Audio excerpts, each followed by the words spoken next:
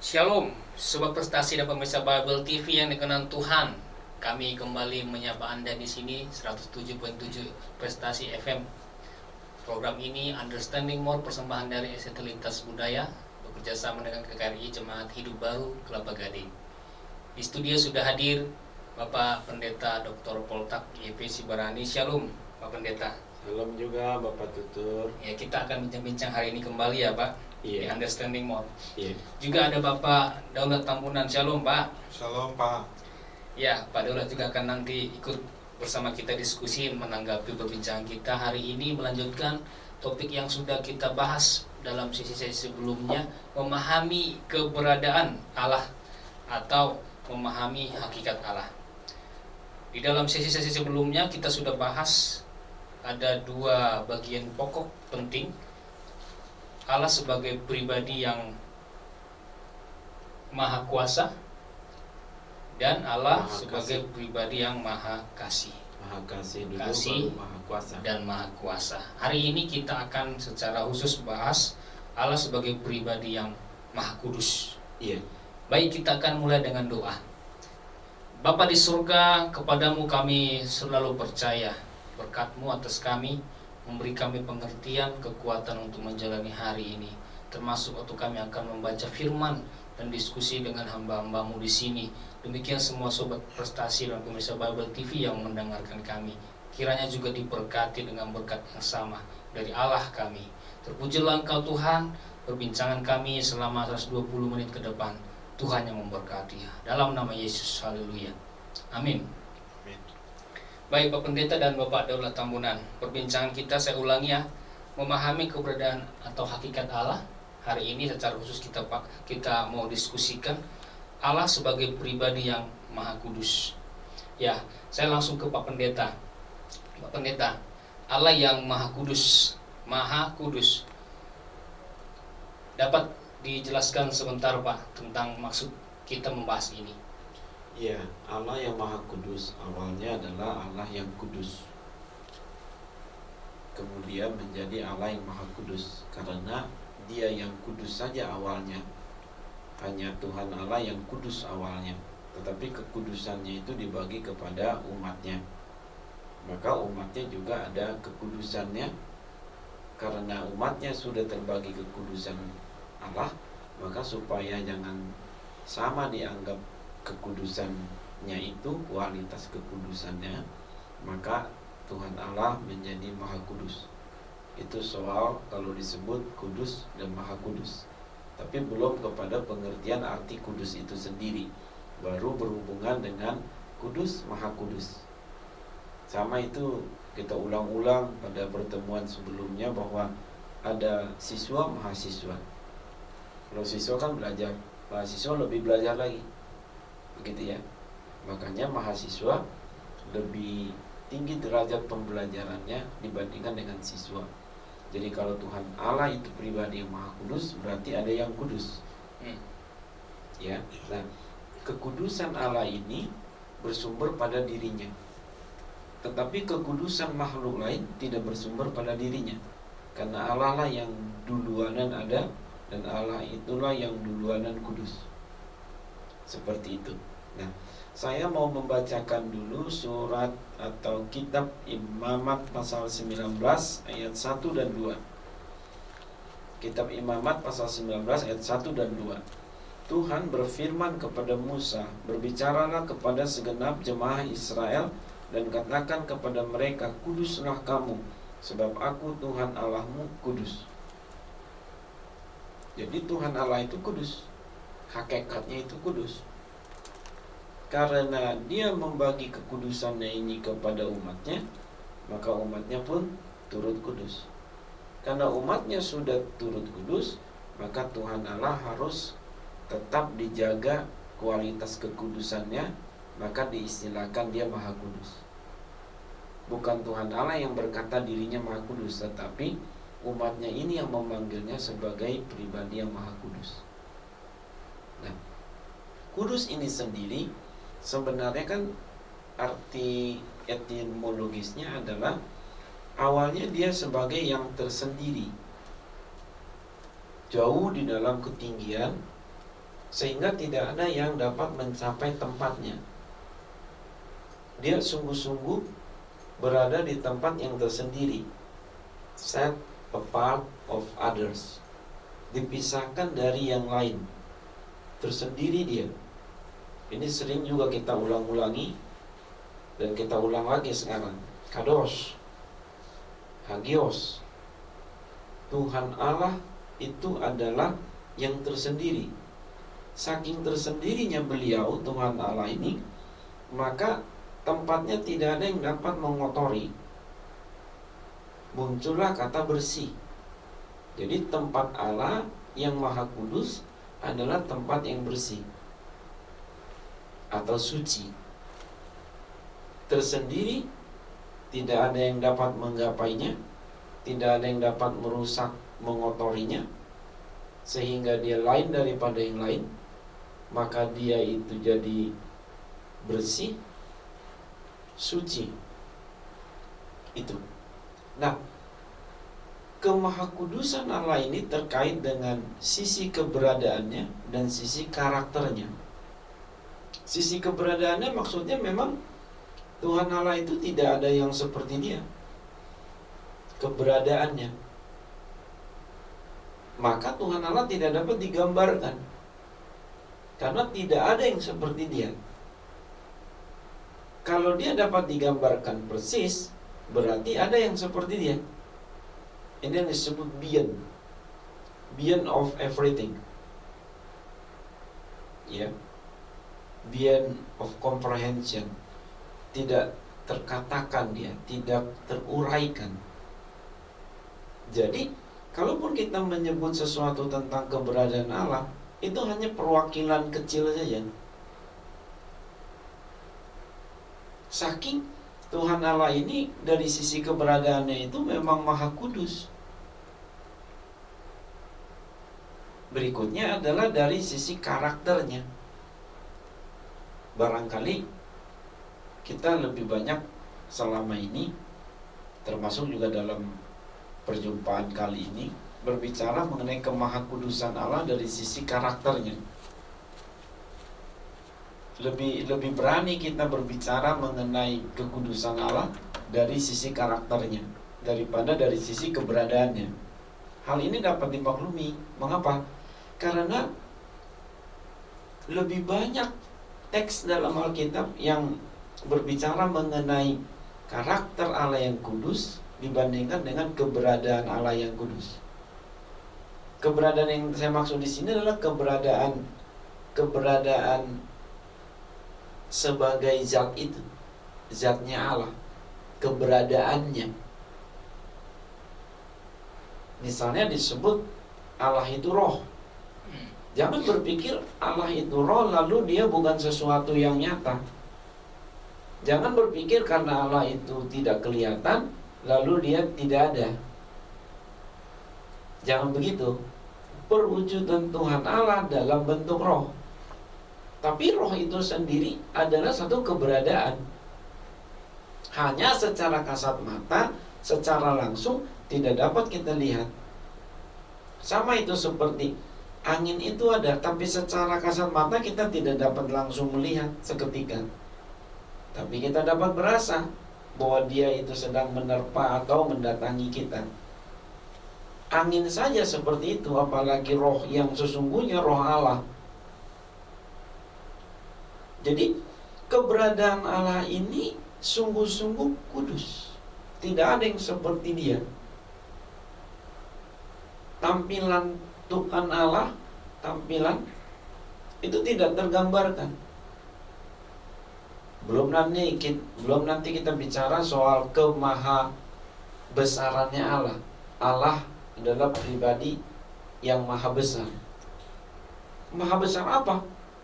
Apanya yang maha besar dari Tuhan Allah? Nanti kan ada sesi tersendiri soal Tuhan Allah sebagai pribadi yang maha besar. Apanya yang maha besar dari Tuhan Allah ini? Saya ambil dulu sedikit saja ya soal maha besarnya Allah dari sudut ukuran. Tidak ada apapun yang dapat pernah kita lihat dan bayangkan yang lebih besar dari Tuhan Allah. Tidak ada. Dari sudut volumenya, tidak ada. Jadi kalau Anda lihat gedung 10 tingkat, lalu ada gedung 20 tingkat dengan diameter yang sama, mana yang lebih besar? 20 tingkat. 20 tingkat, karena diameternya sama. Iya, Betul ya? 100 tingkat, 100 tingkat. 100 tingkat. Itu yang lebih besar. Lebih besar lagi.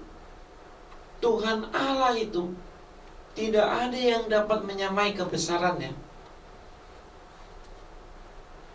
Dunia ini kan begitu hebat ya. Sampai sekarang belum selesai dihitung. Boro-boro lah menghitung dunia secara keseluruhan, termasuk alam semesta ya. Kalau disebut alam semesta berarti di luar sorga.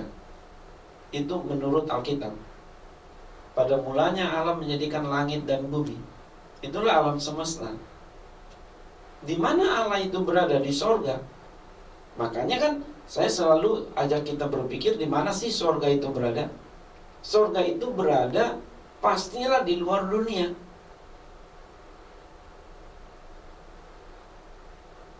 Karena sebelum ada dunia, alam semesta, langit dan bumi, sorga sudah ada. Jadi di manakah sorga berada? Itu di mana? Wherever it is, dimanapun dia berada. Yang jelas mesti di luar dunia. Nah sekarang hitung aja dunia ini berapa diameternya. Diameter berarti menunjuk kepada kiri kanan kali 2. Itulah ukuran dunia. Kan begitu. Diameter kan garis tengah kali 2, itulah dia. Bumi ini berapa? Bumi dibandingkan dengan matahari berapa jaraknya? Antara matahari dengan bintang lain berapa jaraknya? Dan berapa miliar bintang-bintang yang ada di dunia ini, di alam semesta. Bayangkan itu. Jadi, Tuhan Allah kita jauh lebih besar dari dunia ini. Jadi sebesar apakah Tuhan Allah itu dari segi keberadaan? Kan begitu. Itu nanti akan kita bahas lagi. Nah, jadi Tuhan Allah itu tidak dapat tergambarkan dia. Dia Maha Kudus.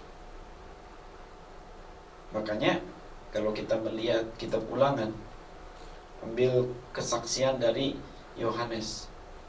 Yohanes tidak pernah dapat menemukan satu kata pun yang pasti dan cocok untuk menggambarkan keberadaan Tuhan Allah. Maka jangan heran tuh kalau membaca kitab Wahyu banyak menggunakan kata seperti, aku melihat seperti, aku mendengar seperti. Beyond tadi, beyond of comprehension, tak terkatakan, tak terkalimatkan. Inilah kemahakudusan Allah dari sisi keberadaannya. Nanti ini dapat kita link ke Karakternya. kemahabesarannya kemudian. Tapi jangan lupa dulu saya ingatkan di sini bahwa kemahakudusan Allah itu terkait dengan atau dari sisi keberadaannya. Sebab tidak ada yang seperti dia. Terpisah dia.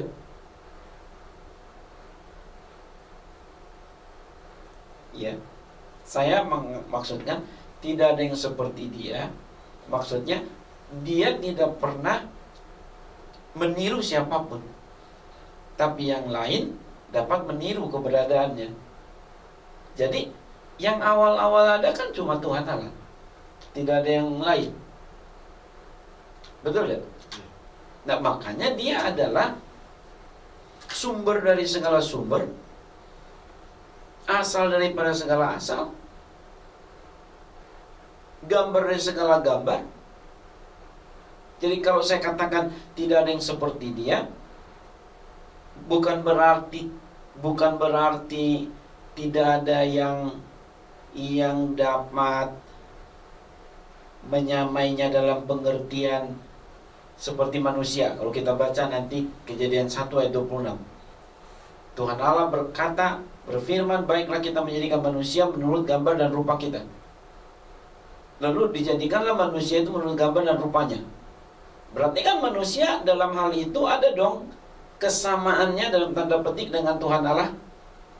Tapi kesamaan itu adalah kesamaan yang dibagi, bukan kesamaan yang ditiru. Nangkap gak? Sama saja itu dengan jikalau kamu yang jahat saja tahu memberi pemberian yang baik kepada anak-anakmu, apalagi Bapamu yang di sorga. Jadi Tuhan Allah itulah yang duluanan sebagai sumber dari segala sumber. Yang lain contoh dia, tapi dia tidak pernah mencontoh siapapun. Maka kalau kita katakan tidak ada yang seperti dia, maksudnya dialah yang awal-awalnya ada. Dia tidak perlu cari gambar siapapun untuk menggambarkan dirinya. Nah, kabar. Berarti Tuhan Allah itu ada dengan sendirinya. Ada dengan sendirinya. Tidak ada faktor lain yang menyebabkan Tuhan Allah itu ada. Berarti dia ada dengan sendirinya gitu, Pak. Lebih baik kita katakan begitu, ada dengan sendirinya, karena dialah yang awal-awalnya ada. Nah, kabar. Karena kalau kita baca Alkitab, satu itu menghasilkan banyak, bukan banyak menghasilkan satu. Ya. Nah, kabar. Jadi memang ini tidak terlalu mudah untuk kita renungkan, tidak terlalu mudah untuk kita pahami. Tapi kita harus renungkan, harus kita pelajari. Jangan karena rumit, susah, ada usaha dipelajari. Keliru. Tuhan Allah memang sulit kita pahami, tetapi bukan sama sekali tidak dapat kita pahami. Disinilah butuh pembelajaran, learning, understanding, more and more. Terus kita dalami, renungkan. Jadi Tuhan Allah itu Maha Kudus. Dari sisi keberadaannya tidak ada yang seperti dia. Juga dari sisi karakternya tidak ada juga yang seperti dia, menyamai kadar kekudusannya. Bisa dulu, Pak. Ya, berkaitan dengan tadi yang Bapak sebutkan istilah kudus tadi, Pak. Iya. Terpisah, tersendiri, dia tinggi sehingga tidak ada yang dapat membuat kotor, begitu ya, Pak. Iya. Pertanyaan saya adalah, Allah itu Maha Kudus. Apakah surga sebagai kediaman Allah itu kudus juga, Pak? Iya.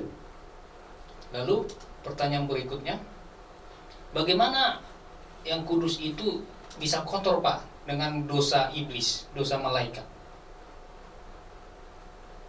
Kalau kita membaca Alkitab, sejarah soal dikatakan kejatuhan iblis kan terbatas. Ya.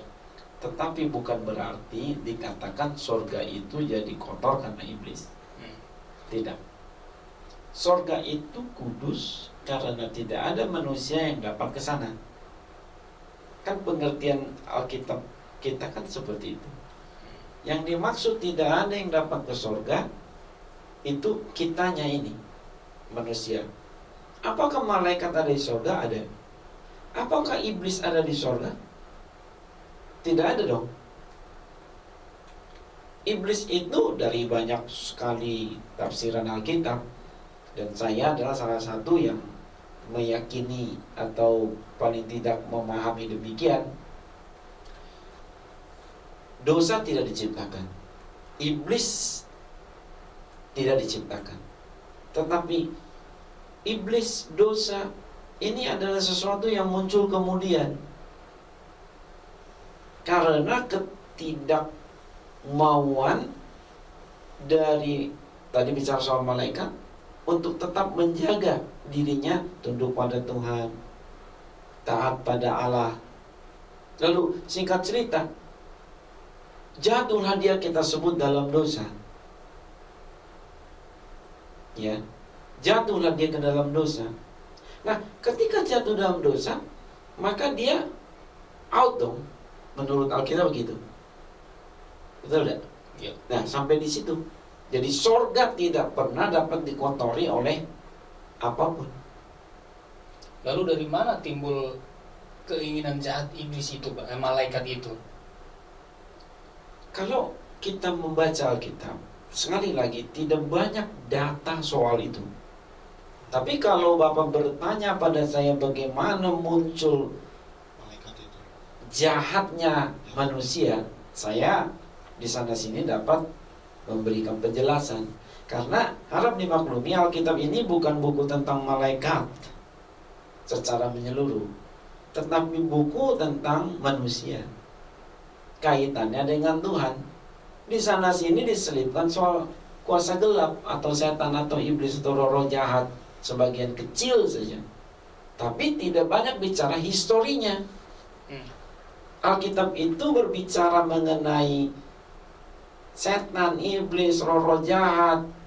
Itu adalah soal aktivitinya di dunia, yang suka menggoda manusia, yang suka memprovokasi manusia secara negatif, mendakwa manusia, menakut-nakuti, menawarkan sesuatu yang tidak baik. Kan begitu, Pak? Hingga nanti kalau kita bicara soal futuristiknya, apokaliptiknya, juga diberikan gambaran memang bahwa iblis ini akan masuk ke neraka. Dan manusia yang memiliki karakteristik seperti iblis juga akan turut ke sana. Jadi, maafkan saya, harap maklum, tidak ada banyak data dalam Alkitab yang kita dapat jadikan sebagai pegangan yang sangat kuat soal historikanya iblis. Kejatuhan malaikat itu. Ya, yang kita teorikan kejatuhan malaikat itu kan dari kitab Yesaya, kitab Yehezkiel, kitab Daniel sebagian. Lalu tadi itu saya sudah singgung juga soal kitab Wahyu. Nah, kalau kita baca kitab Kejadian sebagai kitab yang mencatat kisah paling kuno dari seluruh keberadaan alam semesta adalah apa? Ternyata istilah saya sendiri, tiba-tiba sudah ada iblis di Taman Eden yang merasuk ular. Saya pakai istilah merasuk, bukan menjadi. Sebab ularnya itu adalah ciptaan Tuhan, tapi dirasuk oleh kuasa kegelapan yang kita sebut iblis. Meskipun di situ tidak disebut dia iblis, tapi ular saja. Namun ini harus ditelusuri dengan teks-teks lain dalam Alkitab untuk memberi kesimpulan apakah ini ular semata atau ada kuasa kegelapan yang merasukinya. Saya adalah penafsir yang memahami tadi, ular ini dirasuk oleh kuasa roh jahat yang kita sebut tadi itu iblis. Tentu ini harus digali terus sehingga dia semakin mudah kita pahami. Ya.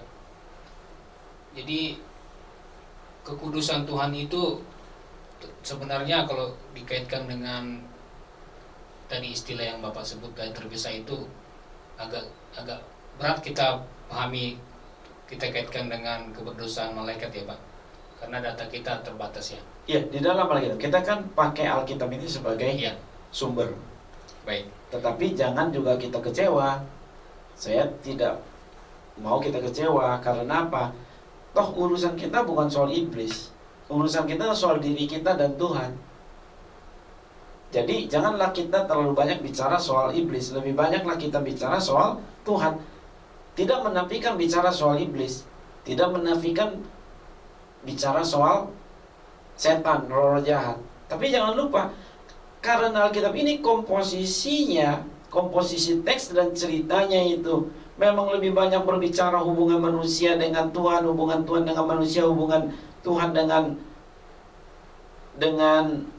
dengan hamba-hambanya, hubungan manusia dengan sesamanya. Inilah yang harus kita pegang. Makanya kan Tuhan Yesus menyimpulkan, kasihilah Tuhan Allahmu dengan segenap hatimu, dan dengan segenap jiwamu, dengan segenap kekuatanmu, dan dengan segenap akal budimu.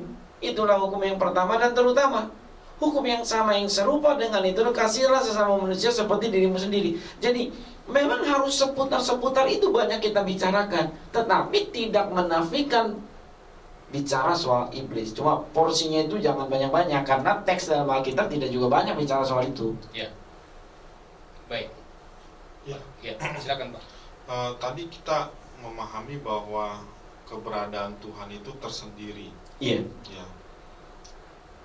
Kekudusan Tuhan itu tidak bisa dibandingkan dengan yang lain. Iya. Nah, kalau kita sebagai orang awam, Pak, Iya. Pak Pendeta, bagaimana kita memahami keberadaan Tuhan yang tersendiri itu buat kita gitu, secara awam gitu, secara sederhana gitu. Bapak-bapak tahu raja? Ya. Raja di dunia. Raja di dunia. Ya. Raja di dunia. Apakah raja sekarang atau cerita masa lalu? Kan ada zaman raja-raja. Seorang raja tempatnya tersendiri atau sama dengan punggawa? Tersendiri. Makanannya sama dengan punggawa atau tersendiri? Tersendiri. Dan seperti itu. Kalau di dunia ini saja manusia sama-sama derajatnya masih saja dapat dibandingkan dengan yang lower class, dengan dia lebih rendah stratanya, pangkat kedudukannya dari dia. Apalagi Tuhan Allah yang menjadikan segala-galanya. Saya mau ingatkan juga ya bahwa kemahakudusan Allah ini sesungguhnya bukan karena diatur-atur oleh Tuhan Allah. Tuhan Allah itu memang begitu mempesonanya sehingga semua makhluk hormat padanya. Bukan dibuat-buat. Maaf ya, ini pengandaian kasar waktu saya masih kecil. Saya punya tetangga tuh suka pelintir-pelintir kumisnya sambil seremin mukanya. Saya takut sekali. Jadi rupanya ada orang dipelintir-pelintir kumisnya ini supaya anak-anak kecil takut padanya. Itu saya alami loh. Sekarang saya tidak takut lagi karena psikologinya sudah berkembang. Betul? Iya. Tuhan Allah tidak begitu. Tuhan Allah itu kita takut padanya dalam pengertian penuh hormat, bukan karena dia buat-buat. Kita memang dengan sendirinya jadi kagum tersendiri, Pak. Coba, Pak. Kita tepuk tangani seseorang bisa dua dorongan. Betul? Disuruh atau dengan sendirinya. Betul tidak? Betul tidak? Iya. Bisa juga kita niatnya semua sama. Kita tepuk tangan karena memang dia baik. Tapi karena disuruh, tepuk tangan, bagus kan? Iya. Tapi yang lebih murni sebenarnya kita tepuk tangan dan disuruh orang pun kita tepuk tangan sendiri saking kagumnya. Nangkap gak? Iya. Maka kalau kita baca Alkitab, mengapa para malaikat ini tutup muka? Dia tidak berani melihat Tuhan. Karena apa? Melihat kehebatan Tuhan yang tiada tara. Wow. Dan membandingkan dengan dirinya sendiri yang kerdil dan hina. Wow. Yesaya pasal 6. Bagaimana Yesaya sendiri jadi ngeri karena dirinya orang berdosa, orang najis, diwakili oleh najis bibir disebut di situ. Kok dapat melihat Tuhan Allah hanya dalam penglihatan, a vision? Itu saja sudah ngeri dia. Apalagi malaikat yang melihat Tuhan Allah secara langsung di sorga. Wow. Jadi kalau Pak Daulat tadi bertanya, menarik juga pertanyaan itu.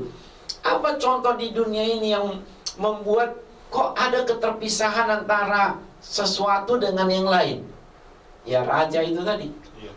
Dan kalau raja di dunia ini saja terpisah dari penggawa-penggawanya, apalagi raja sorga. Makanya jangan lupa bapak-bapak, bahwa Tuhan Allah itu adalah raja, a king. Makanya sorga disebut kerajaan, kerajaan sorga. Jangan lupa loh, itu bahasa Alkitab, tidak boleh kita ganti. Silakan sebut Tuhan Allah yang lain yang sama hormat, tapi jangan lupa mesti ada sebutan Tuhan Allah itu sebagai raja, raja sorgawi. Dan di tempat yang maha tinggi. Coba lihat Lukas pasal 2 ayat 13-14. Tolong Pak. Lukas pasal 2 ayat 13-14. Lukas pasal 2 ayat 13 dan 14. Begini bunyi firman. Dan tiba-tiba tampaklah bersama-sama dengan malaikat itu sejumlah besar bala tentara surga yang memuji Allah. Katanya, kemuliaan bagi Allah di tempat yang maha tinggi, dan damai sejahtera di bumi di antara manusia yang berkenan kepadanya. Ya. Berkenan kepadanya, apa ini maksudnya nih? Sadar tak? Tuhan ini ada. Makanya kalau kita dari kerendahan kita melihat ke atas, kagum kita. Kekaguman itu bukan hanya psikologis semata, tapi secara teologis. Kita akan kagum melihat yang lebih tinggi dari kita. Tidak pernah kita kagum dengan melihat yang lebih rendah dari kita. Nangkap kan? Kalau sifat jahat kita ini muncul, justru yang lebih tinggi dari kita takut, ngeri. Karena kita minder. Negatif tuh. Kalau di bawah kita lihat, kita jadi sombong. Tapi kalau dalam situasi yang benar, kita melihat ke atas kagum, ke bawah kita tidak hina. Nangkap kan? Malaikat-malaikat di sini berada di tengah-tengah. Tidak menyangkal kemuliaan Allah di sorga. Tapi kalian yang ada di bumi jangan takut, Tuhan tidak pernah menghina kalian. Tuhan Allah di tempat maha tinggi turun dari sorga menjumpai umatnya. Itulah Kristus. Maka kalau kita baca Alkitab, apakah itu dalam perjanjian lama sebagai nubuatan tentang kedatangannya, dalam perjanjian baru sebagai penggenapan atas nubuatan itu. Wow. Coba kita lihat beberapa ayat saja ya. Ibrani 1 ayat 1 sampai 4. Setelah pada zaman dahulu Allah berulang kali dalam pelbagai cara berbicara kepada nenek moyang kita dengan perantaraan nabi-nabi, maka pada zaman akhir ini Ia telah berbicara kepada kita dengan perantaraan anaknya yang telah Ia tetapkan sebagai yang berhak menerima segala yang ada. Oleh Dia Allah telah menjadikan alam semesta, Kristus itu. Kristus adalah cahaya kemuliaan Allah dan gambar wujud Allah, dan menopang segala yang ada dengan firman yang penuh kekuasaan. Dan setelah Kristus selesai mengadakan penyucian dosa, Kristus duduk di sebelah kanan yang maha besar, di tempat yang maha tinggi, di tempat yang tinggi, jauh lebih tinggi daripada malaikat-malaikat, sama seperti nama yang dikaruniakan kepadanya jauh lebih indah daripada nama mereka. Ini kan kisahnya turun, selesai tugasnya, naik. Betul ya? Ya. Makanya perjanjian baru itu tidak berbicara hanya datangnya Tuhan ke dunia, tapi juga kembalinya Tuhan ke sorga. Iya. Nah, sekarang kita lihat lagi soal bagaimana Dia turun dulu lagi. Ibrani 4 ayat 14. Karena kita sekarang mempunyai imam besar agung yang telah melintasi semua langit. Wow. Semua langit dilintasi, yaitu Dialah Yesus Kristus anak Allah. Baiklah kita teguh berpegang pada pengakuan iman kita akan Dia. Ayat ini berkata apa? Imam besar agung. Imam besar di atas imam besar. Imam besar itu memberikan korban bakaran. Kalau di dalam Ibrani, pola perjanjian lama, imam besar mempersembahkan korban bakaran mewakili umat, tapi bukan dirinya yang dipersembahkan, korban dari umat. Iya. Jadi sebenarnya imam besar dan perjanjian lama itu imam besar yang pasif aktif. Imam besar yang pasif aktif. Pasifnya apa? Dia nunggu. Ada enggak korban dari umat? Kalau ada baru aku berikan. Pasif aktif. Tapi kalau Tuhan Yesus sebagai Kristus, Imam besar agung, bukan pasif aktif. Satu kata, proaktif, bahkan menyerahkan dirinya. Itu yang dibahas dalam surat Ibrani ini. Kita memiliki imam besar agung. Kalau imam-imam dalam perjanjian lama, boro-boro dia memberikan dirinya. Orang dia sendiri saja sebelum memberikan korban bakaran mewakili umat yang berdosa atau mengaku dosa, dia harus mengadakan dulu penyucian tentang dirinya sendiri. Tapi Tuhan Yesus, dia tidak perlu mengadakan penyucian karena dia imam besar agung. Ayat 15. Sebab imam besar yang kita punya bukanlah imam besar yang tidak dapat turut merasakan kelemahan-kelemahan kita. Sebaliknya sama dengan kita. Ia telah dicobai, hanya tidak berbuat dosa.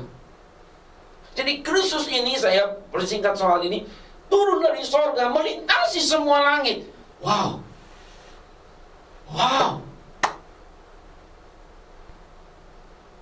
Melintasi segala langit. Ini bicara soal apa dulu ya? Soal jarak. Betapa orang kagum dengan film Superman, karena dianggap dia itu dari satu planet ataupun bintang tertentu. Yang itu adalah fiction toh. Tapi Kristus ini bukan fiction, nyata. Sejarah mencatat nyata. Efesus pasal 4. Kalau Anda berkata, itu kan bisa-bisanya penulis surat Ibrani. Coba kita lihat Efesus pasal 4 ayat 9 dan 10. Bukankah Kristus telah naik? Berarti bahwa ia juga telah turun ke bagian bumi yang paling bawah. Kristus yang telah turun, ia juga yang telah naik jauh lebih tinggi daripada semua langit untuk memenuhkan segala sesuatu. Haleluya.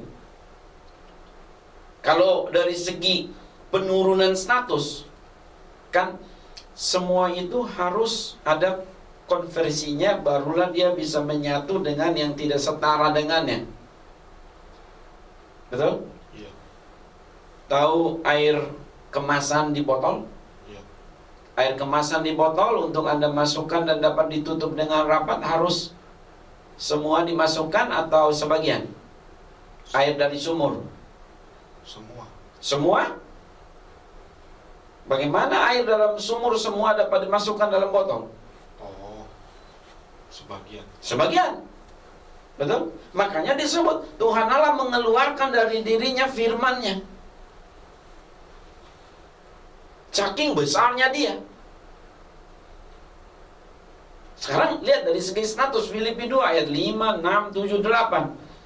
Hendaklah kamu dalam hidupmu bersama menaruh pikiran dan perasaan yang terdapat juga dalam Kristus Yesus, yang walaupun dalam rupa Allah, rupa siapa?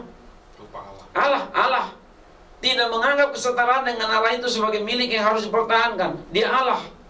Melainkan telah mengosongkan dirinya sendiri, mengambil rupa seorang hamba dan menjadi sama dengan manusia. Dan dalam keadaan sebagai manusia, ia telah merendahkan dirinya dan taat sampai mati, bahkan sampai mati di kayu salib. Kan kita suka membagi ini, sering kita bagi menjadi 4 tingkatan. Theos, menjadi anthropos, menjadi doulos, menjadi thanatos. Siapa ini? Kristus. Makanya di dalam Yohanes 6 ayat 50, Tuhan berkata apa? Bahwa dialah roti yang turun dari sorga. Gitu? Turun dari sorga. Tapi bangsa Yahudi waktu itu pusing mendengarnya. Jangankan waktu itu, sekarang saja kita masih, kalau tidak pegang Alkitab ini seluruhnya, pusing kita.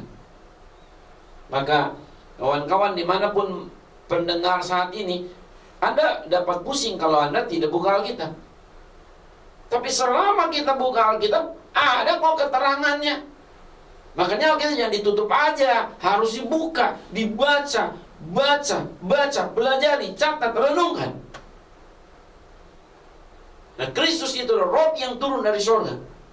Makanya Yohanes 3 ayat 13, tidak seorang pun yang pernah naik ke surga selain daripada dia, Yesus, yang turun dari surga.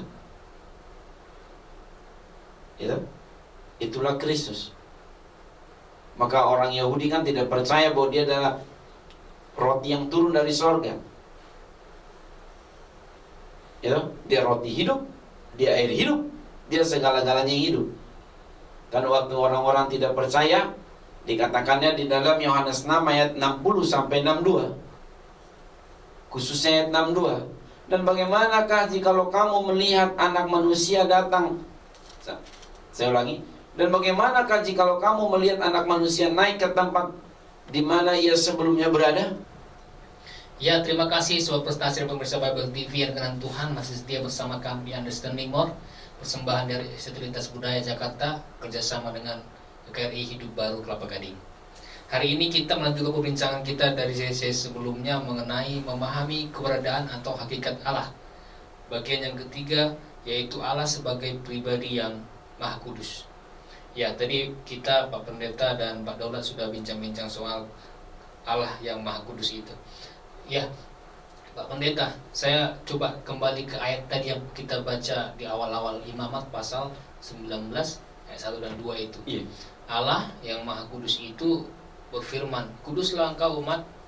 Dalam hal ini mulanya adalah Israel ya Pak. Iya. Karena aku adalah kudus. Maka pertanyaan saya, standar yang dipakai untuk kekudusan umat rupanya kan standar yang Tuhan punya. Iya. Karena Tuhan itu kudus, maka umatnya kudus. Iya. Maka bagaimana umat bisa menerapkannya, Pak? Standar Tuhan kan jauh sekali, Pak. Dia tadi sangat tinggi, sedangkan manusia ini sangat rendah. Nah, bagaimana dapat melakukan standar itu? Begini, kudus itu ya kudus. Kita sebut Tuhan Allah Maha Kudus karena dia tidak pernah salah. Tetapi umat ini dapat salah. Tuhan Allah tidak pernah jahat, selalu baik. Tapi umat ini dapat baik, dapat jahat. Tapi standarnya sama Pak, standarnya harus Allah Pak. Tidak boleh ada yang lain. Karena yang duluan dan kudus kan Tuhan Allah. Ya. Semua harus mengacu padanya. Standarnya ya Tuhan. Tidak boleh yang lain. Tidak boleh kudus seperti malaikat, kudus seperti nabi, tidak boleh. Harus kudusnya itu seperti Tuhan. Kuduslah kamu sebab aku Tuhan Allahmu kudus. Bagaimana? Pelajari firman-Nya, laksanakan. Niscaya kudus. Makanya apakah kekudusan buat manusia itu suatu keniscayaan? Iya, suatu keniscayaan. Boleh. Malah harus. Dapat. Malah harus. Kuduslah kamu sebab aku Tuhan Allahmu kudus. Itu kan ada dua nuansa. Nuansa keharusan dan nuansa seharusnya.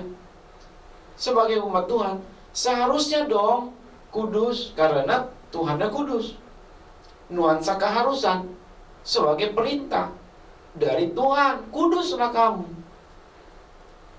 Lihat apa? Nuansa seharusnya karena memang dari sononya Tuhan Allah kudus. Nah, kita contoh dong Tuhan Allah kita yang kudus. Itu nuansa seharusnya. Nuansa keharusan karena ini perintah, ada perintah. Kuduslah kamu kata Tuhan. Ya ayo kita kudus. Kalau memakai istilah lain, kudus itu adalah berarti sempurna. Hendaklah kamu sempurna seperti Bapamu yang di sorga adalah sempurna. Matius 5 ayat 48. Tidak boleh ada standar lain. Ya. Lalu tadi kan Bapak juga mengatakan contohlah Tuhan itu. Betul, Iya. Bapak? Maka umat itu kan melihat keberadaan Allah kan secara materi tidak bisa, Pak. Betul. Roh dia. Iya. Maka mana contoh itu gitu loh, Pak? Contoh soal apa? Contoh soal kekudusan Tuhan itu mana yang mereka bisa contoh itu? Mencontoh kekudusan Allah tidak lagi dari sisi keberadaannya. Iya. Nangkap gak? Tetapi dari sisi karakternya. Kan tadi saya katakan kemahakudusan Allah itu terkait dengan keberadaannya dan karakternya. Memang dua-dua harus kita bahas. Tetapi ada pembatasan justru berbicara mengenai keberadaannya. Misal tadi itu kita sudah berulang-ulang sebut, tidak ada istilah, kata, benda atau apapun yang dapat persis menggambarkan keberadaan Allah. Nangkap gak? Tetapi bukan berarti Allah itu tidak ada. Kalau kita dapat menggambarkan sedikit saja, itu justru semakin berada dia. Karena semakin tidak dapat kita gambarkan, semakin kurang kata-kata Anda tentang sesuatu yang Anda lihat atau bayangkan, semakin lebih hebat yang Anda lihat atau yang Anda bayangkan itu. Bukan semakin minus. Semakin mudah Anda jelaskan sesuatu dengan kata-kata Anda, berarti yang Anda jelaskan itu semakin kecil. Nangkap gak? Jadi ketidakmampuan kita untuk menjelaskan keberadaan Allah, justru itulah pembuktian terbalik dari betapa Tuhan Allah itu hebat, tak terkatakan. Nah, sekarang yang harus kita contoh bukan lagi sisi keberadaannya, karena tidak boleh malahan kita ini menggambar Tuhan toh. Membuat gambaran boleh, tapi menggambar keberadaan Tuhan kan tidak boleh, karena tidak ada kata yang cocok, tulisan yang pas. Tapi oleh sebab itu Tuhan mau kita ini memahami kekudusannya dan mengikuti kekudusannya itu dari sisi karakternya. Kuduslah kamu sama seperti aku Tuhan Allahmu kudus. Yuk, kita jangan melakukan sesuatu yang tidak dilakukan Tuhan. Kita jangan melakukan sesuatu yang tidak disukai Tuhan. Kuduslah kamu seperti Tuhan. Kan begitu. Nah, dalam hal apakah Tuhan itu memiliki karakter yang kudus, meliputi pemikirannya, perkataannya, perasaannya, perilakunya, dan perbuatannya? 5 ini menjadi perwakilan yang dapat kita sebut sekarang. Karakter Tuhan Allah itu meliputi pemikirannya yang kudus, perkataannya yang kudus, perasaannya yang kudus, perilakunya yang kudus, dan perbuatannya yang kudus. Ini dapat kita eksplor. Kalau umat manusia, kita di sini khususnya, mau melihat Tuhan kemudian lebih lengkap, bahkan menyatu dengan Dia dalam kerajaannya yang surgawi, kita harus kudus. Maka disebut, kejarlah kekudusan, sebab tanpa kekudusan tidak seorang pun dapat melihat Allah. Nah, saya potong dulu, hubungkan dengan keberadaan Kristus sebagai juru selamat. Kita sangat mungkin dapat hidup kudus sebagai umat Tuhan, karena kita sudah mengalami pengudusan dari dosa-dosa kita oleh Kristus. Ya. Lalu kita sudah ada Alkitab sebagai panduan dalam menjalani hidup ini. Jadi modal kita, possibility kita sangat besar untuk dapat hidup kudus. Jangan pernah pesimis selalu berkata, mana bisa aku hidup kudus. Bisa. Mana dapat aku hidup kudus? Dapat. Dapatkah kita ini tidak membunuh? Jawab. Dapat. Dapatkah kita tidak mencuri? Dapat. Dapatkah kita tidak berzina? Dapat. Dapat. Dapatkah kita tidak berpikir yang tidak-tidak? Dapat. Dapat. Apapun yang difirmankan Tuhan, dapat kok kita lakukan. Tapi gini Pak Pendeta, masalahnya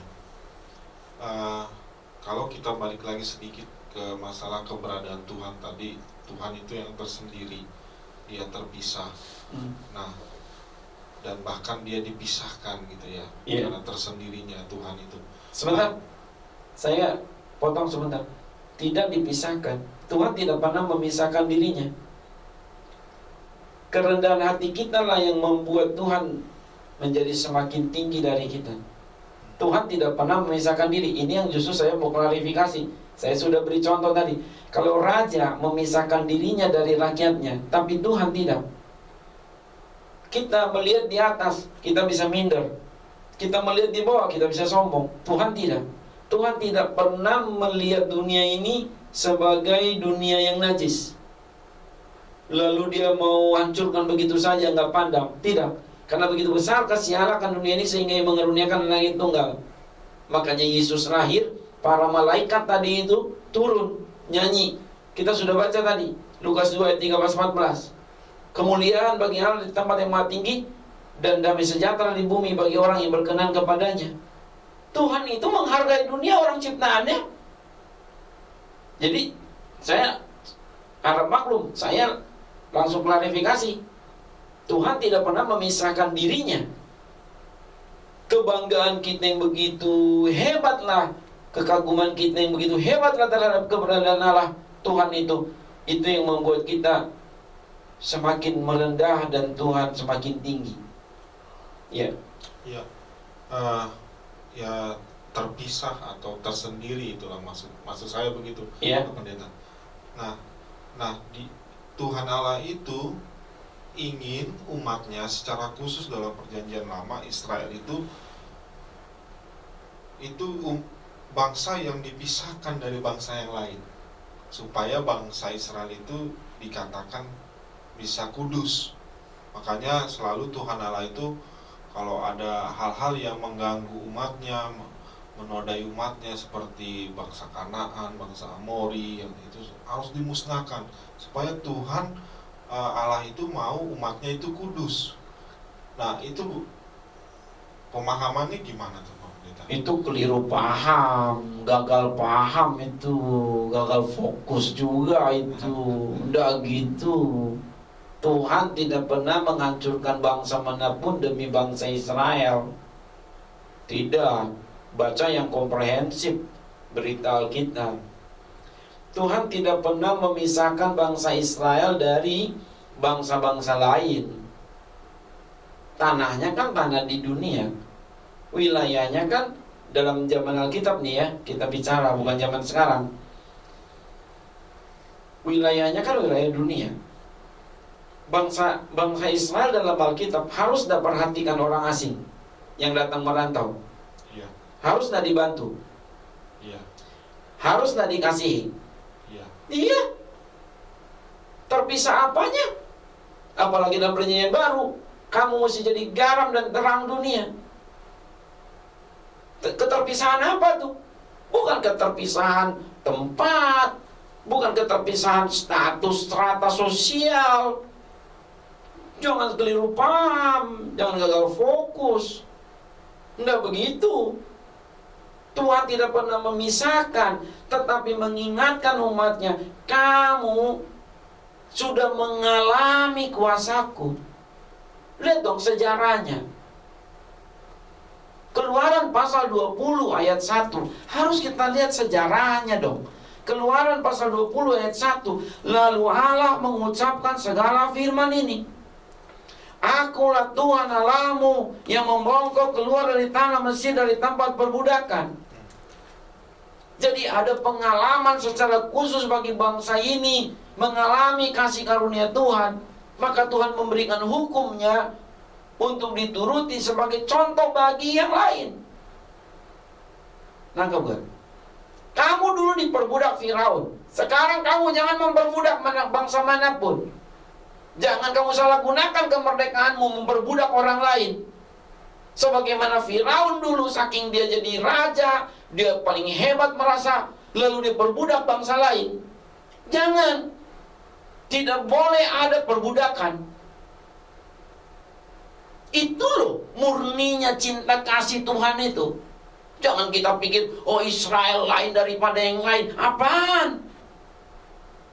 Keliru, gagal paham, gagal fokus. Tidak begitu. Sama juga dalam perjanjian baru.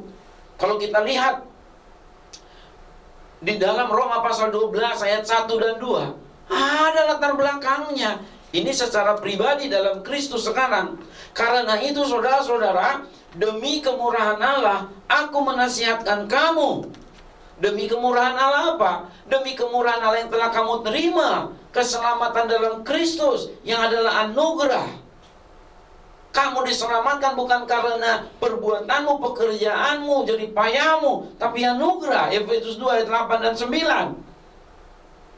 Kalau kamu sudah mengalami kemurahan Allah, disini sebab apa? Supaya kamu mempersembahkan tubuhmu sebagai persembahan yang hidup, yang kudus, dan yang berkenan kepada Allah.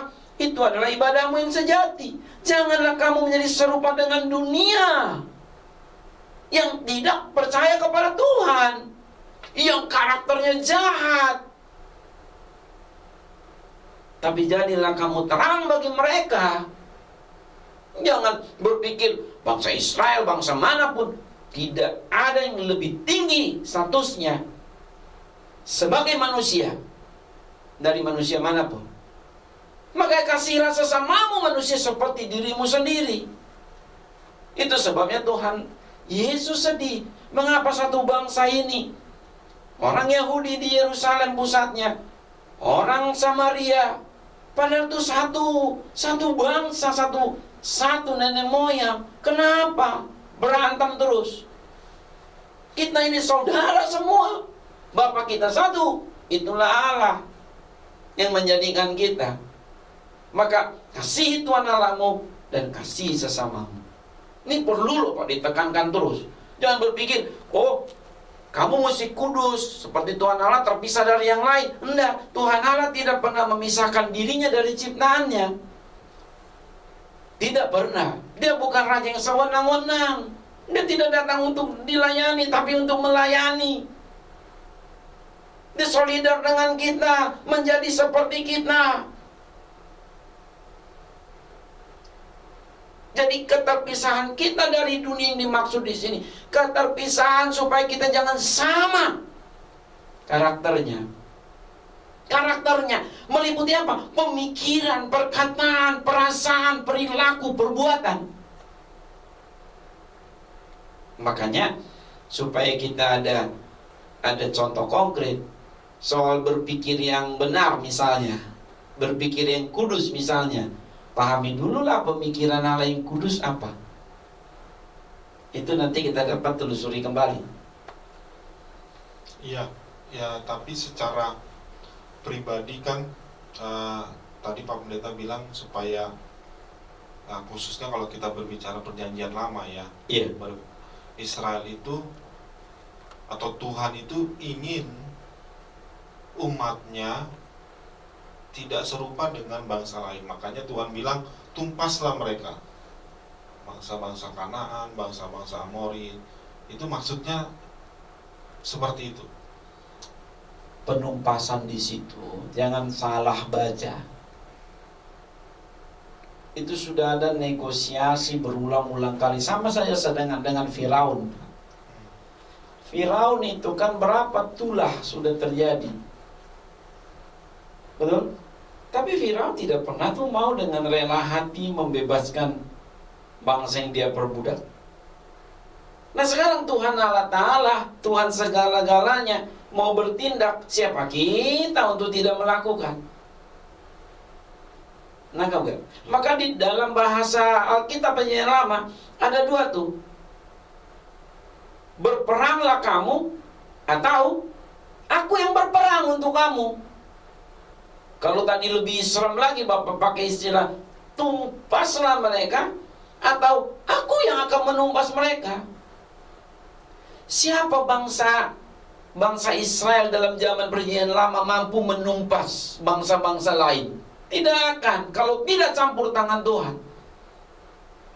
Dan semua terukur, semua ternegosiasi sebelumnya. Maka jangan sempit kita memahami Perjanjian Lama. Allah tidak pernah salah. Anda tahu bangsa-bangsa Kanaan, bangsa-bangsa yang bobrok waktu itu, anak-anak kecil dipersembahkan ke dewa Molok, sehingga anak masih hidup jadi mati. Ada perzinahan di kuil-kuil. Anda tahu kan? Iya. Nabi-nabi Baal jumlahnya banyak. Daerah sana, daerah zaman Alkitab itu kan gersang. Jadi kalau tidak ada hujan, dipanggillah dewa hujan, supaya dewa hujan mengeluarkan hujan. Dipancinglah dengan persetubuhan di kuil. Itulah yang disebut pelacuran bakti. Jadi imam-imam itu bersetubuh dengan orang yang datang di kuil itu, memancing katanya supaya dewa dengan dewi kawin, lalu nanti akan hasilnya adalah hujan. Belum lagi amoralitas yang lain. Jadi jangan sempit memandangnya itu. Tapi itu lain soal sebenarnya dari pembahasan ini, yang ditarik kemana-mana dulu. Ini Tuhan Allah itu kudus, maka umat Tuhan kudus. Standarnya tidak boleh yang lain. Tuhan harus tetap jadi standar. Ya. Jadi tadi kita sudah bahas bahwa yang menjadi standar bukan ke arah keberadaannya yang roh itu, tapi lebih kepada karakternya itu ya Pak. Oh iya. Maka sejak awal kan saya katakan ada dua apa ini? Dua kaitan. Ya. Lalu berikutnya kan di zaman PL itu loh Pak, ketika firman itu disampaikan, Tuhan memberi beberapa semacam aturan-aturan sosial untuk dilakukan oleh Israel.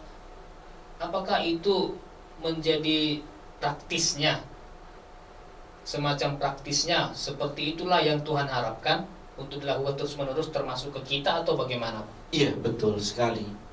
Jadi hukum itu hukumnya Tuhan. Hukum itu juga bagian dari nilai-nilai yang Tuhan mau kita terapkan. Jangan membunuh karena Tuhan tidak suka dengan pembunuhan. Jangan berzina karena Tuhan tidak suka dengan perzinahan. Selain Tuhan tidak suka dengan yang jahat, memang yang jahat itu akan mengganggu manusia itu sendiri, mengganggu orang yang dijahatinya, dan orang jahat itu pun terganggu pada dirinya sendiri. Ada hukuman bagi orang jahat, hukuman paling ringan tetapi juga berat, kemudian apa? Rasa malu. Makanya disebut hati nurani. Nangkap gak? Nangkap Bapak? Jadi kalau kita ini tidak hidup kudus, berarti kita akan berbuat jahat. Kalau kita berbuat jahat, Tuhan tidak suka. Karena itu ada perintah toh. Berarti kita melanggar perintah. Udah begitu kita kalau berbuat jahat akan merusak orang. Betul? Merugikan orang lain. Dan kita sendiri pun akan susah juga. Mana ada orang jahat bahagia, gitulah.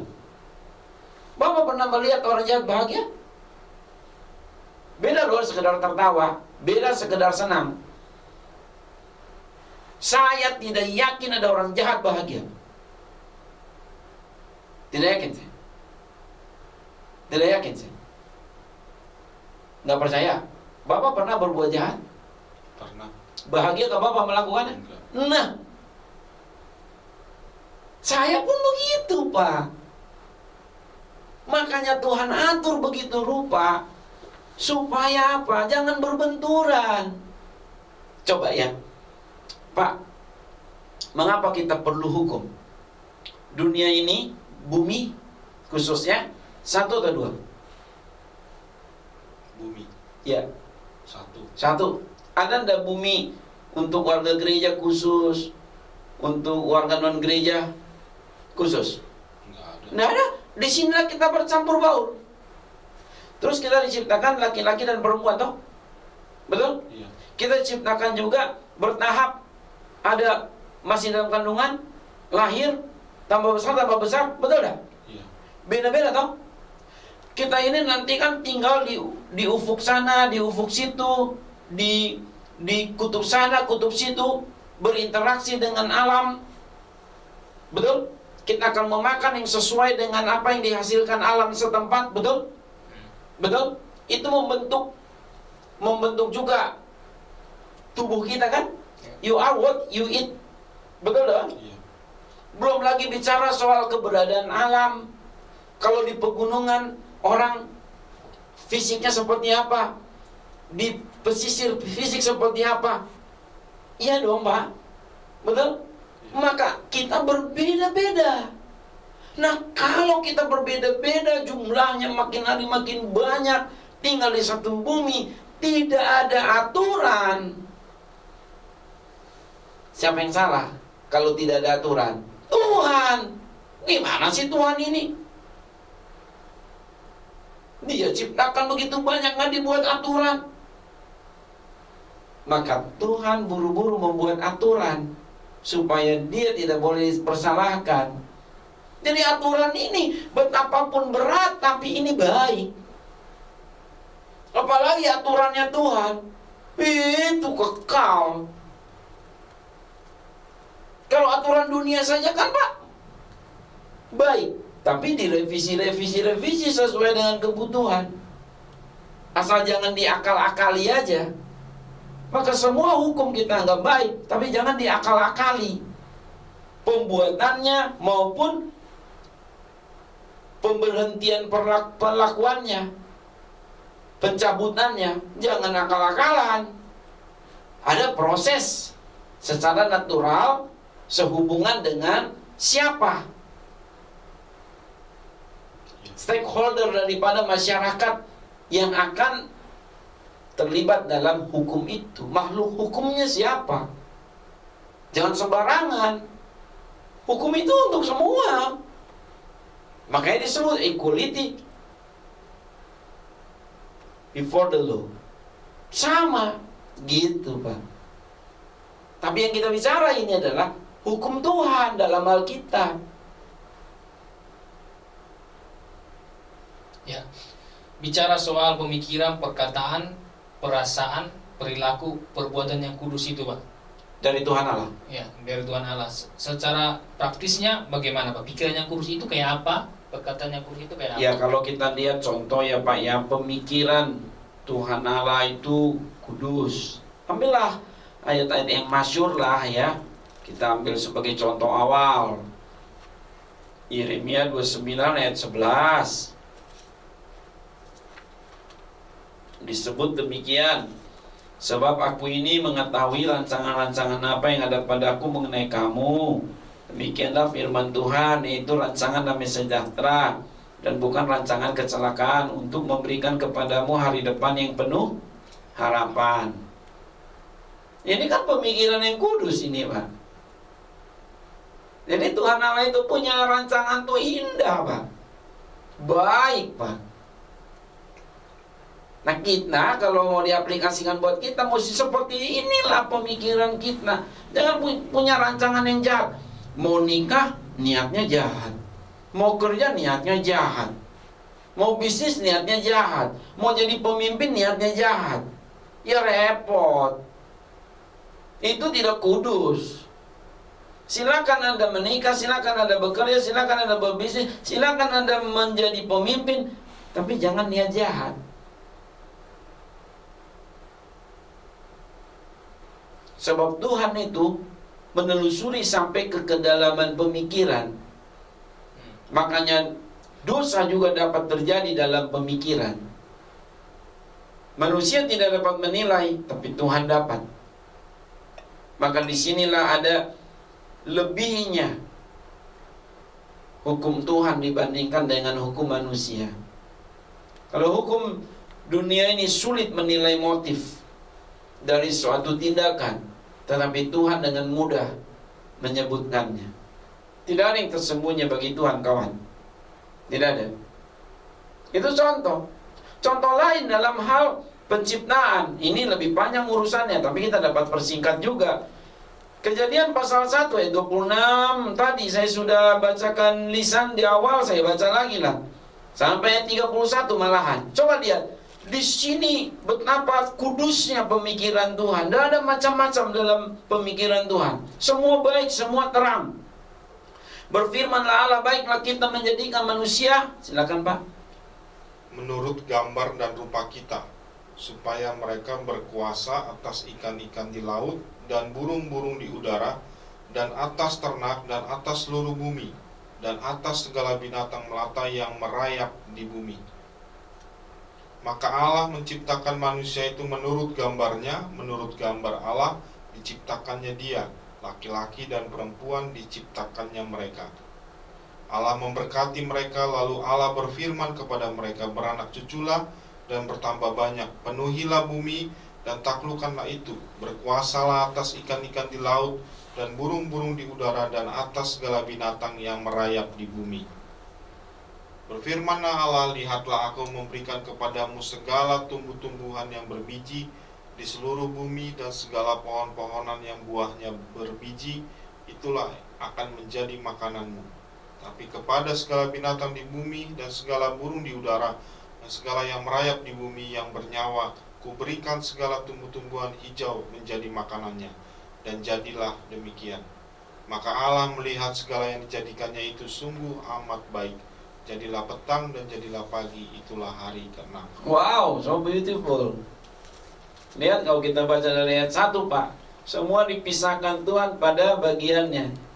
Daratan disatukannya, air disatukannya, langit, cakrawala sebagai pemisah dari bagian bawah, tanah dipisahkannya.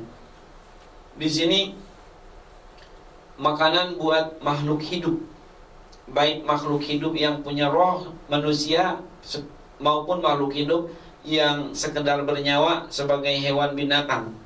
Makanannya ada semua Pak. Lihat. Jadi Tuhan Allah itu pemikirannya itu kudus itu.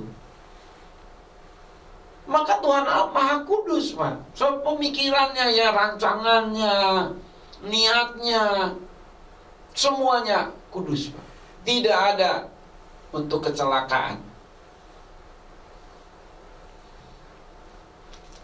Iya, memahami pemikiran yang kudus, perasaan yang kudus, perkataan yang kudus dalam dunia yang jahat ini Pak, saya rasa sulit Pak kita bisa melakukannya. Sulit melakukannya, mudah-mudahan bukan sebagai pesimisme tetapi sebagai kerendahan hati ya.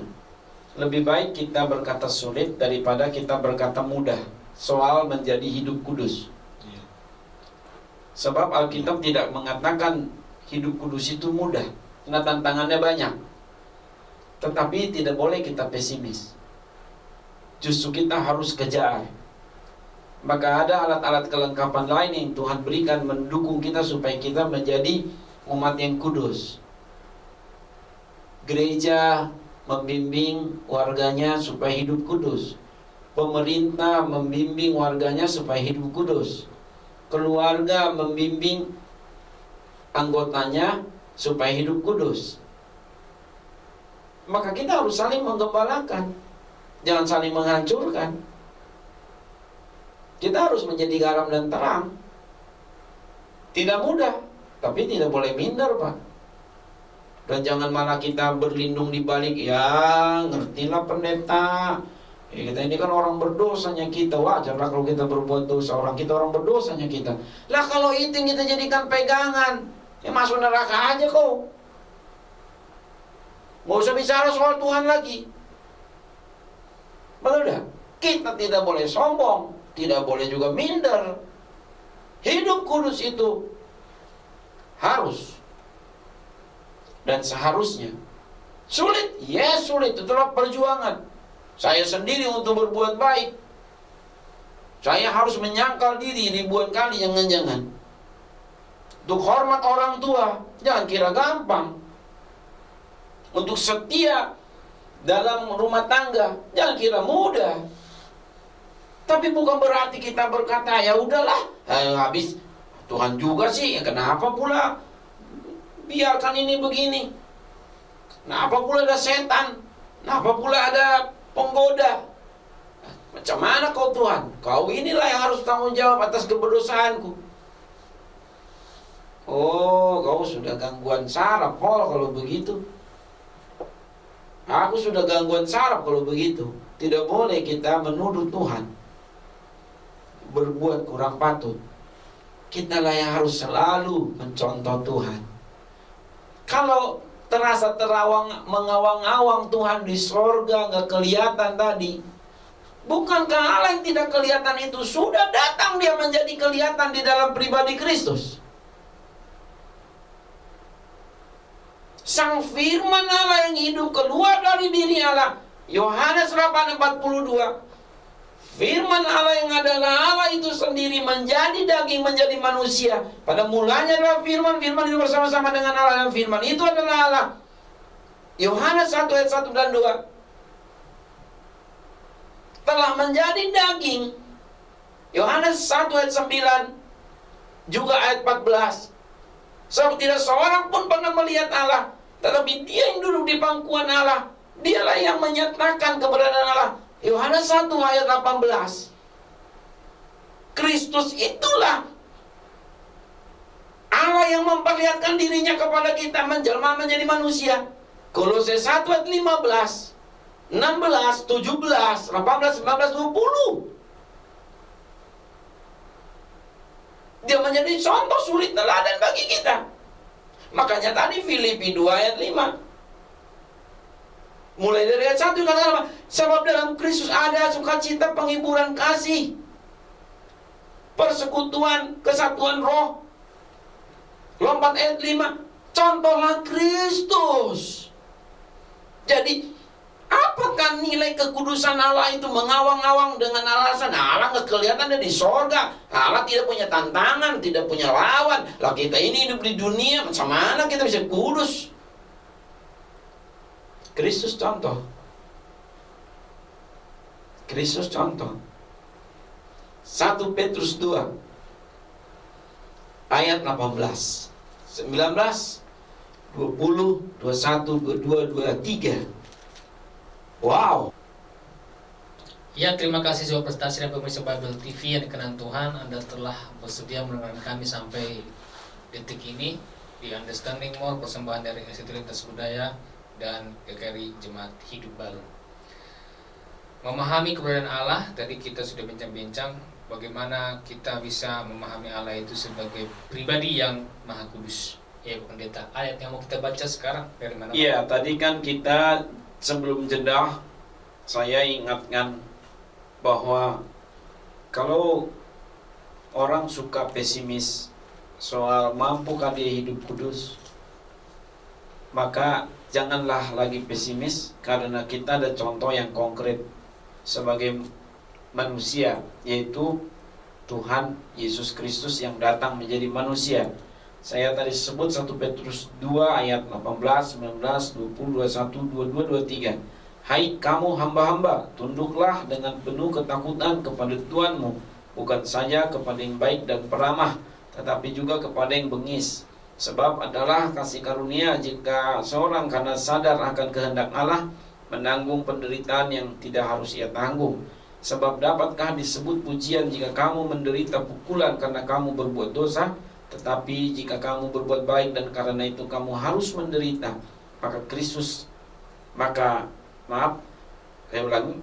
itu adalah kasih karunia pada Allah. Sebab untuk itulah kamu dipanggil, karena Kristus pun telah menderita untuk kamu dan telah meninggalkan teladan bagimu, supaya kamu mengikuti jejaknya. Ia tidak berbuat dosa dan tipu tidak ada dalam mulutnya. Ketika ia dicaci maki, ia tidak membalas dengan mencaci maki. Ketika ia menderita, ia tidak mengancam, tetapi menyerahkannya kepada Allah yang menghakimi dengan adil.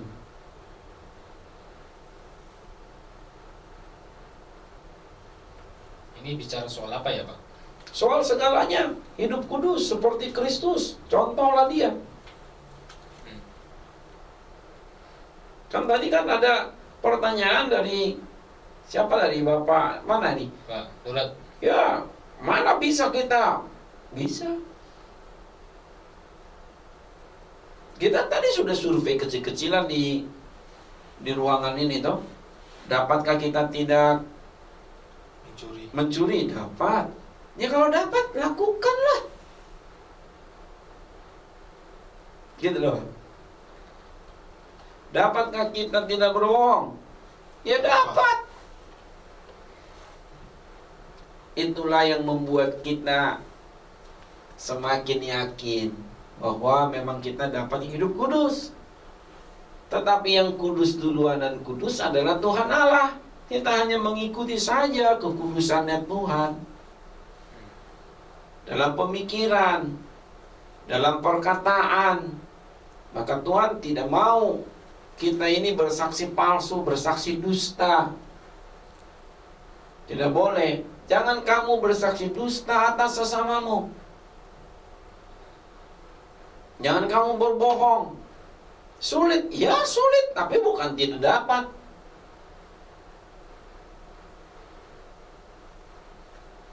Bedanya berbohong dengan bersaksi dusta ada nggak, Pak? Di dalam saksi dusta ada bohong, tapi bohong itu lebih luas. Bohong itu soal apapun. Tapi contohnya apa? Contoh salah satu bohong adalah bersaksi dusta. Mengapa yang di dalam Alkitab itu dipakai saksi dusta? Bukan bohong secara umum. Karena ini bicara justru Tuhan Allah mau supaya konkret, khususnya di dalam kehidupan bangsa Israel kuno. Karena kehidupan bangsa Israel kuno Anda tahu, kekurangan hakim, kekurangan polisi, istilah kita juga sekarang, kekurangan pengawas, supervisor di tengah-tengah masyarakat. Ini yang membuat rawan. Mereka ini gampang sekali main tangan. Main tangan tuh istilah lama ya. Main tangan itu apa? Hajar. Jadi pengadilan jalanan. Kalau ada apa-apa, ayo hajar. Misalnya pencuri. Kalau orang dengar pencuri, bahaya ini, langsung digebukin langsung. Bahaya. Jangan. Nggak boleh. Jadi Tuhan ini melindungi semuanya. Dan kau sembarangan bicara, nanti orang jadi sakit hati. Jangan juga kau pelintir omongan orang sehingga disalahpahami. Hati-hatilah kita dengan perkataan kita. Itulah kekudusan. Jadi kekudusan itu bisa dicapai ya, bisa diraih gitu, Bisa dilakukan. Tapi harus ada semacam usaha. Kata semacam di sini, mengapa saya katakan semacam? Supaya kita ada perjuangan, tapi juga jangan kita berpikir kita kudus karena kita semata. Ini ada bantuan-bantuan dari Tuhan yang Maha Kuasa. Makanya dikatakan di dalam Ibrani 12 ayat 14. Ibrani pasal 12 ayat 14. Saya bacakan di sini disebut demikian. Berusahalah hidup damai dengan semua orang. Halo? Iya. Jadi ada usaha. Betul? Iya. Dan kejarlah kekudusan. Betul? Iya. Ada pengejaran. Dan tanpa kekudusan, sebab tanpa kekudusan tidak seorang pun akan melihat Tuhan. Dan kita tahu kalau sudah melihat Tuhan, reward. Betul tidak? Jadi ada upah bagi orang yang telah hidup kudus. Jadi mesti ada usaha. Betul. Maka mengapa kita ini dimerdekakan oleh Kristus? Supaya kita hidup merdeka tanpa dosa lagi. Makanya Rasul Paulus sebagai rasul penggembala yang paling banyak menulis dalam Perjanjian Baru mengingatkan, kamu telah dibeli dan harganya lunas dibayar. Karena itu muliakanlah Allah Tuhan dengan tubuhmu, dengan hidupmu. Jangan lagi kamu hidup seperti kamu belum ditebus Kristus. Gitu? Jadi sangat bangga kita dengan karya Kristus, penebusan Kristus, karena Kristus sudah memerdekakan kita dari dosa lama. Betul? Jangan lagi kita melakukannya lagi. Kalaupun kita jatuh, merataplah kita. Jangan sukai. Lebih pekalah kita ini, supaya jangan berbuat dosa. Dan lebih peka juga kita mengakui dosa kita kalau tahu kita jatuh juga. Jangan anggap itu biasalah, namanya juga di dunia lah, wajarlah. Bagi orang di luar Kristus, berdosa itu wajar karena itu kehidupannya belum diperbaharui. Tapi bagi kita, tidak wajar lagi buat kita berbuat dosa, karena kita sudah dimerdekakan. Gaya orang merdeka beda dong dengan para budak. Makanya lakukan Taurat Tuhan, jangan hanya pelajari. Itu sebabnya disebutkan, aku berkata kepadamu, kata Tuhan Yesus di dalam Matius 5 ayat 20, jika hidup keagamaanmu, hidup keagamaan secara total, living sacrifice, ada ibadah-ibadah yang seremonial, tetapi ada juga ibadah non seremonial. Itulah kehidupan keagamaan seluruhnya. Matius 5 ayat 20, jika hidup keagamaanmu tidak melebihi hidup keagamaan ahli-ahli Taurat dan orang-orang Farisi, kamu tidak mendapat bagian dalam kerajaan Allah. Habislah.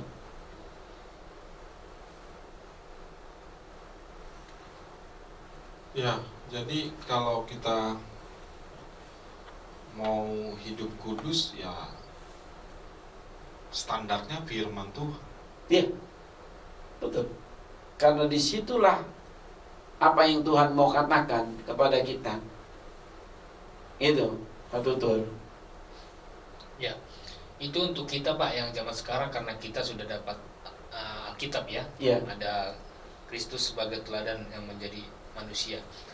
Yang ke belakang Pak, umat Israel itu kan sama sekali tidak ada gambaran Pak. Apa tuh? Apa tuh?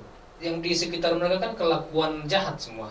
Bangsa-bangsa Kanaan itu kan justru perbuatan-perbuatan keji yang mereka lihat secara, ya, orang-orang itu kalau mereka mau contoh, yang kelihatan justru yang buruk-buruk, yang jahat-jahat. Sama, Pak. Di tengah-tengah bangsa Israel ada tokoh-tokoh sentral, Pak.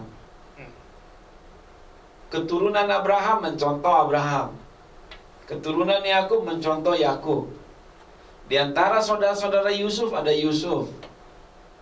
Di tengah-tengah zaman Henok ada Henok. Di tengah-tengah zaman Nuh ada Nuh sebagai trendsetter, sebagai imam. Jangan bicara soal jumlah panutan loh, Pak. Jangan. Karena jumlah manusia sekarang dengan dulu juga beda loh. Jadi jangan kita katakan bahwa Tuhan itu menyayangi atau membuka kesempatan hidup kudus hanya kepada satu kelompok zaman tertentu saja. Tidak. Semua zaman punya standar kekudusannya. Manusia yang belum menulis zamannya, Tuhan akan memberikan cara lain sebagai standar kekudusan. Firman lisan, tradisi-tradisi, ucapan turun-temurun. Apa itu kurang hebat? Kalah hebat? Tidak kurang hebat, tidak kalah hebat. Mengapa Ishak dapat mengenal Tuhan Allah? Mengapa Abraham dapat mengenal Tuhan Allah? Kan ada cara Tuhan Allah menyatakan dirinya sendiri. Gitu? Jadi setiap zaman itu ada cara-cara ilahi dari Tuhan Allah untuk memperkenalkan dirinya. Kalau kita tarik ke zaman kita, betul, kita lebih banyak sumber. Makanya kalau kita lebih banyak sumber, tidak lebih hidup kudus dari nenek moyang kita. Ya ampun, ada apa ini? Nenek moyang kita yang sumbernya sedikit saja untuk hidup kudus, kok bisa hidup kudus? Kenapa kita ini makin tahu firman, makin banyak firman, makin enggak. Ini ironi. Contoh berpacaran. Orang tua kita pacaran lebih sopan. Betul? Ya. Tetapi mengapa anak-anak sekarang bilang itu kolot lah, kuno lah? Nangkap gak? Jadi tidak jaminan Anda ini hidup di zaman mana Anda akan lebih kudus kalau tidak menuruti insight yang Tuhan berikan. Dan jangan lupa, secara umum ada namanya hati nurani. Pada zaman manapun manusia hidup, dimanapun hidup, berapa usia pun dia hidup, ada hati nurani, pendamping spiritual di dalam diri manusia yang bukan Roh Kudus. Ada potensi kemampuan dalam tanda petik yang bernilai ilahi. Itulah hati nurani. Makanya Rasul Paulus berkata apa di dalam Roma pasal 1, pasal 2 juga, bahwa sesungguhnya manusia ini malah melihat Tuhan lewat ciptaannya ini. Begini saja lah. Pada zaman Nuh, bobrok gak orang? Bobrok. Tapi bisa nggak Nuh hidup kudus? Bisa. Ya udah, ikuti Nuh. Pada zaman Henok sebelumnya, bobrok nggak manusia? Zamannya bobrok. Henok dapat tak bergaul dengan Tuhan? Dapat. Ya sudah. Tapi kalau kasusnya begini gimana Pak? Sebentar Pak, saya tuntaskan nih. Kita tidak lebih perlu banyak contoh. Yang penting mau nggak sih kita contoh? 1000 contoh pun, tapi kalau kita tidak mau contoh, buat apa? Tapi 1 contoh pun cukup bagi kita yang 1000. Kita tidak perlu banyak contoh. Tapi syukurlah kalau Tuhan juga berikan contoh. Makanya sebelum Bapak tambahkan ya, mumpung saya ingat, Roma 15 ayat 4. Mengapa Alkitab ini penting untuk kita jadikan pegangan hidup kudus? Roma 15 ayat 4. Sebab segala sesuatu yang ditulis dahulu telah ditulis untuk menjadi pelajaran bagi kita, supaya kita teguh berpegang pada pengharapan oleh ketekunan dan penghiburan dari kitab suci. Jadi semua yang tertulis sama Alkitab ini menjadi contoh buat kita, Pak. Itu sebabnya Rasul Paulus mengingatkan Timotius, keep reading your Bible. Tetaplah kau membaca kitab suci, hai Timotius. Sejak kecil engkau telah membacanya. 2 Timotius 3 ayat 15, 16, 17. Ingatlah juga bahwa dari kecil engkau sudah mengenal kitab suci yang dapat memberi hikmat kepadamu dan menuntun kau kepada keselamatan oleh iman kepada Kristus Yesus. Segala tulisan yang diilhamkan Allah memang bermanfaat untuk mengajar, untuk menyatakan kesalahan, untuk memperbaiki kelakuan, dan untuk mendidik orang dalam kebenaran.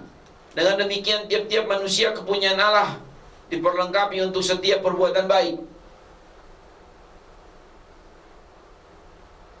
Makanya kalau khutbah selalu harus saya ingatkan, buka Alkitab. Buka Alkitab. Jangan buka yang lain. Buka Alkitab. Back to the Bible. Apalagi kita kaum Protestan, Protestanum, Protestamen, Testamen PL, Testamen PB, the Old Testament, the New Testament. The Bible is Testament, perjanjian ilahi. Inilah. Jangan lupa. Bagaimana tadi Pak? Ya kalau kasusnya misalnya ya udah dari sononya. Apa itu? Bapak saya udah begini, ya saya beginilah. Dari sononya siapa? Misalnya di atas gitu, bapaknya atau kakeknya, ya udah begini, punya punya tabiat, punya sifat, Iya. punya karakter. Ya saya juga mau nggak mau ya punya karakter seperti itu. Ya dosa itu atau gimana? Kalau kayak gitu gimana? Itulah sebabnya kita harus ada bimbingan ekstra. Jangan garansikan itu hanya kepada satu pihak. Khususnya gereja harus terus berjuang. Kalau ada anak-anak kecil bicara tadi seperti itu, Iya. selamatkan anak itu. Jadilah bapak baginya, bapak yang baru dalam tanda petik, bapak yang lebih baik. Jangan izinkan dia mencontoh ayahnya yang keliru. Ini demi masa depan anak itu. Selamatkan anak kita, selamatkan anak-anak itu. Makanya harus ada pelayanan anak. Bongkar itu semua kebiasaan buruk anak. Kalau itu mengacu kepada kebiasaan buruk orang tuanya, perkenalkan anak-anak itu kepada Bapa yang sejati, Bapa surgawi. Harus, Pak. Bawalah anak-anak itu kepadaku. Saya sendiri kalau hanya mencontoh ayah ibu saya, meskipun ayah ibu saya cukup membanggakan secara manusiawi, tapi bukan segalanya. Saya harus mengambil standar ilahi, Kristus, firman Allah, Roh Kudus. Gereja harus berperan di situ. Siapapun, para politisi, para advokat, ahli-ahli, pendeta pun masih harus dikhotbahi lagi. Khotbahi saya Pak, khotbahi saya Pak, khotbahi saya Pak. Semua kita butuh firman. Kejarlah kekudusan. Memang kalau ditegur oleh firman, tidak enak. Tapi kita akan dimurnikan. Dia luka, disiram dengan obat luka. Ya pedih, tapi kering. Cepat sembuh kita. Minum untuk pil pahit. Jangan mau manis-manis terus. Ingat, survei membuktikan yang manis-manis itu pembunuh nomor 1. Tobat kita semua nih hari. Hati-hati dengan yang manis terus.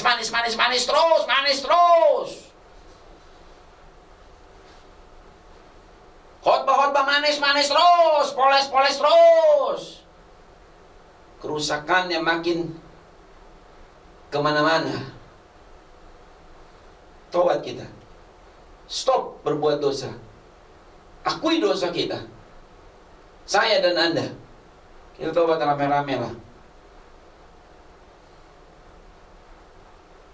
Kudus seperti Tuhan.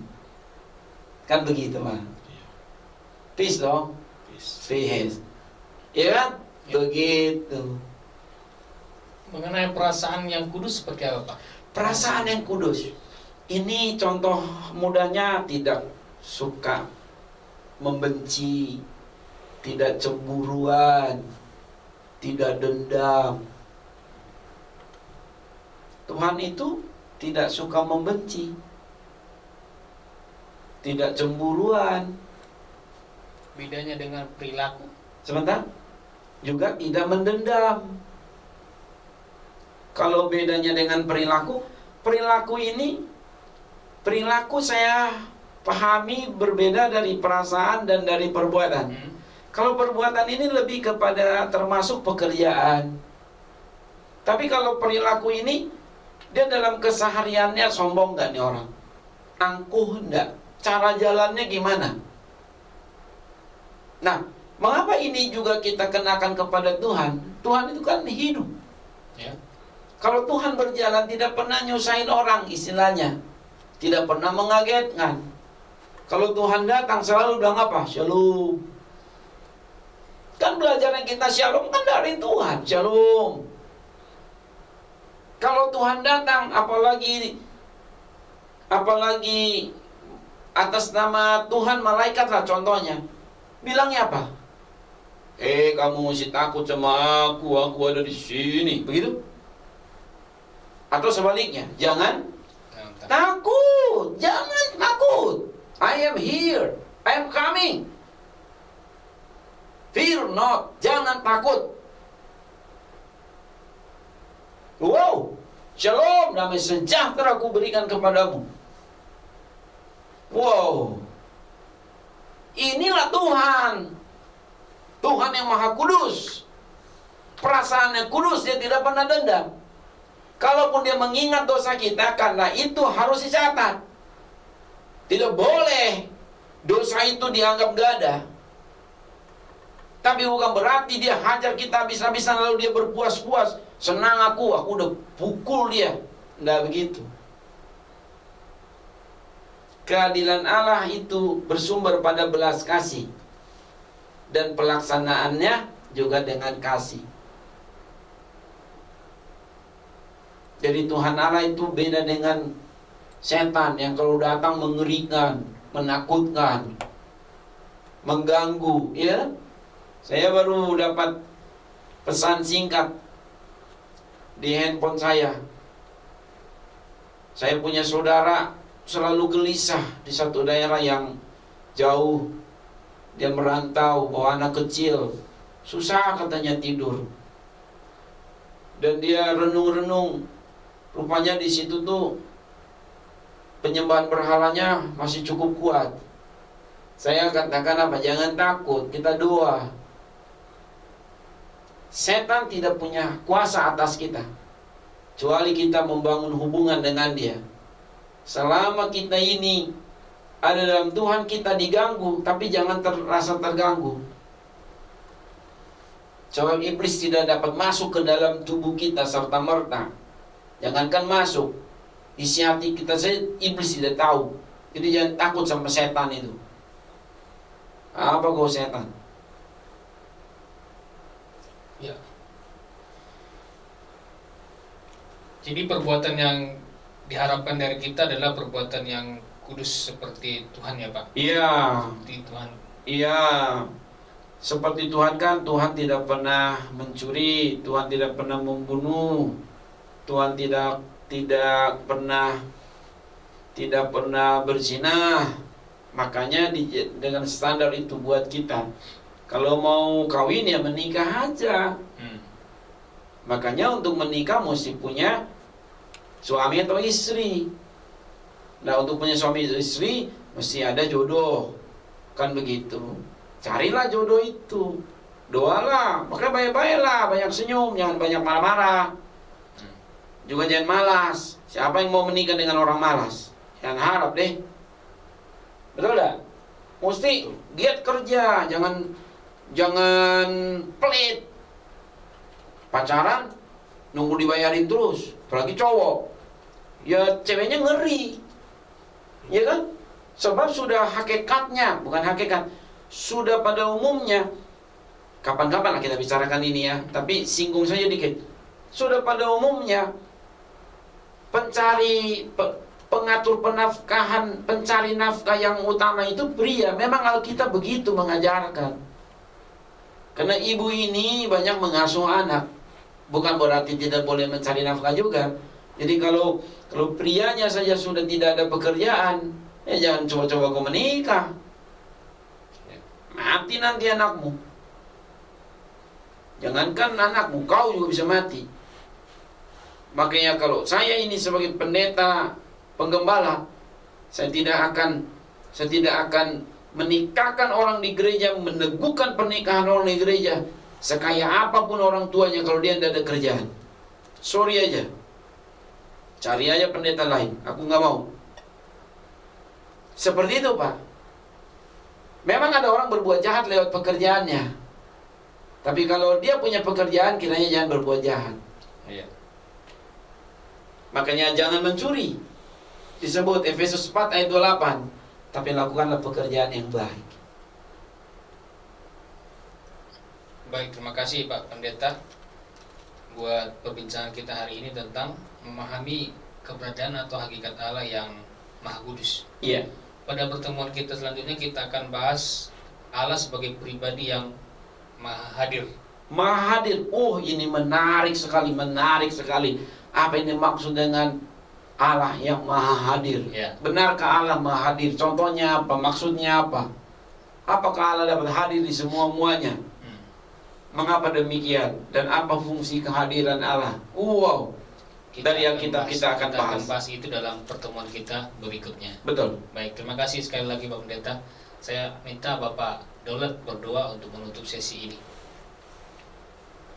Bapa di surga, kami bersyukur untuk hari ini Tuhan telah kami belajar mengenai Engkau Tuhan sebagai pribadi yang Maha Kudus.